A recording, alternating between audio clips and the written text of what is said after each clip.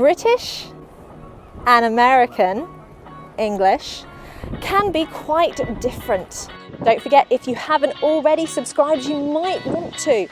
Today is just the first of many lessons looking at the differences between British and American English, and there are quite a few. Pronunciation, of course, spelling, and even grammar. Today we'll be focusing on vocabulary, the differences between British and American vocabulary. 20 words. Megan Markle, if you're looking to broaden your vocabulary and speak more British English, this lesson could be useful for you. So today, do you have any idea where I am? Well, I'm in London, but I have actually come to a very royal palace. Behind me, you can see Kensington Palace. This is in fact the royal residence of Prince William and the Duchess of Cambridge, along with their 2 children, soon to be 3. Now, Kensington Palace has been home to many of the royals, including, of course, Queen Victoria, who was in fact born and grew up here.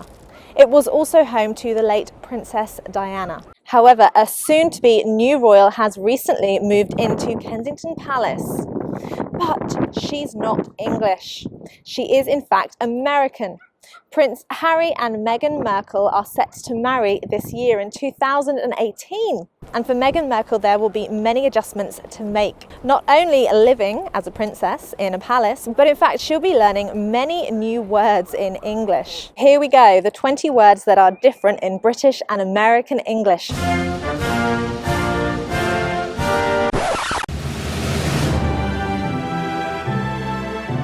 Okay, number 1, autumn. In British English, we say autumn, meaning the season after summer but before winter.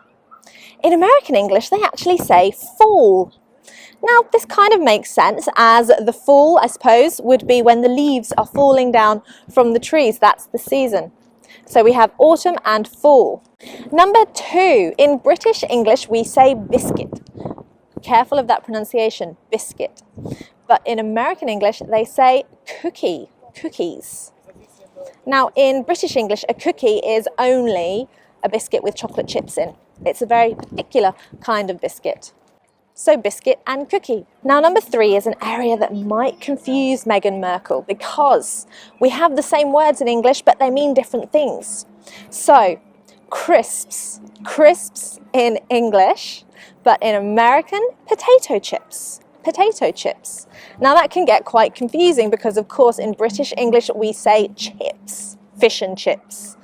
But in American English they would say French fries. Now we do say fries in British English, but only really when we're referring to those skinny, thin chips that you would get at McDonald's. Normally we would say chips. So, crisps, another difficult pronunciation, crisps, potato chips, chips and French fries.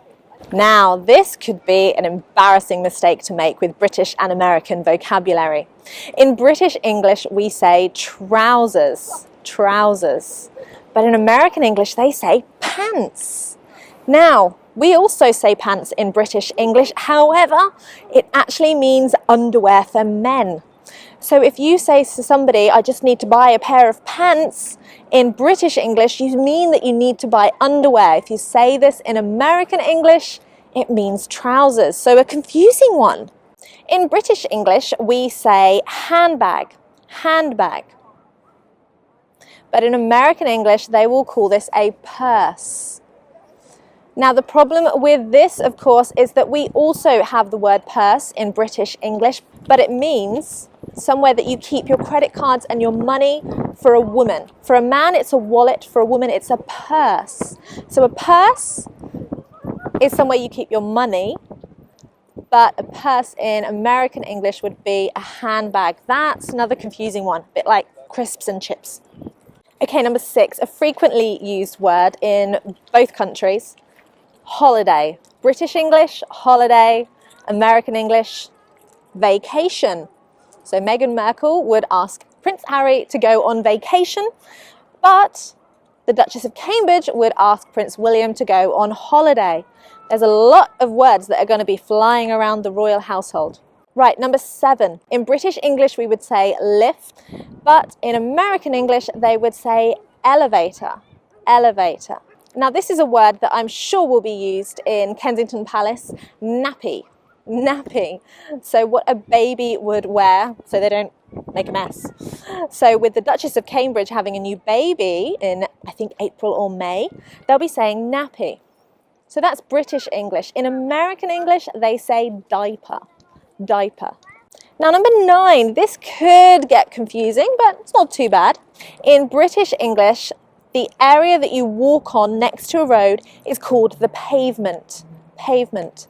But in American English, and this does make a lot of sense, it's called sidewalk. Sidewalk. So the side of the road where you walk, that does make a lot of sense.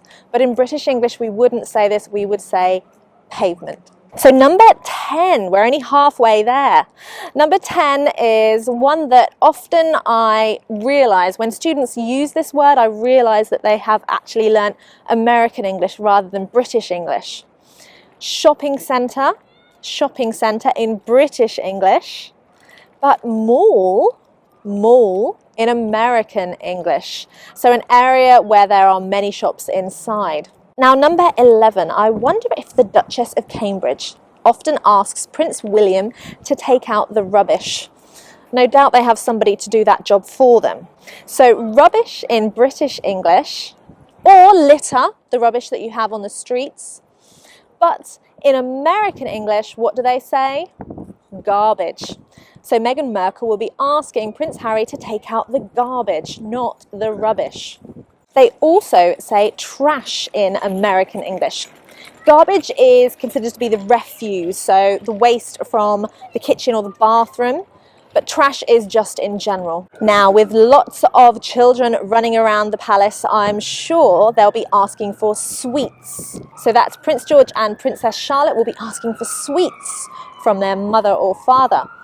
But should Prince Harry and Meghan Markle have children? Will they be asking for sweets or the American word candy? Candy. So British English, sweets. American English, candy. Now, I'm not sure how much driving she'll be doing while she is here, but in the UK, we say motorway, motorway. However, in American English, highway, highway, or I think they say freeway or expressway. I came up with loads of different words, but in British English, they say motorway. Okay, number 14. I think Prince Harry and Prince William are more fans of rugby than football. However, football in American English is soccer. Soccer. And that's kind of one that, I don't know why, that annoys me when people say soccer rather than football. For me, it's football. Okay, number 15. In England, when we want to tell people where we live and give them a specific address, we would say postcode. What's your postcode? So in London there are lots of different postcodes, SWE something, I don't know the postcodes, but in American English they don't say postcode, they say zip code. Not too different, we've got code there, it is a code to show you where you live, but postcode and zip code. Now these words, these last words, I don't think the Duchess or Meghan Markle will be using very much. However, I thought I'd tell you guys. The slang in British English for £1 is quid, 1 quid, 3 quid, 4 quid, slang. But in American English, for dollar, for $1, they say buck, buck. And this is slang, informal English. So I'm not sure how often Meghan Markle or the Duchess of Cambridge will be using this language. They're both quite posh. Now, I don't know that they would need this vocabulary either, but in the UK, we call it the underground or the tube, the underground or the tube. In American English, they would say subway, subway. Now, to us Brits, we would only say subway if we're going to the sandwich shop. And number 18, a word that you guys might need to know, CV.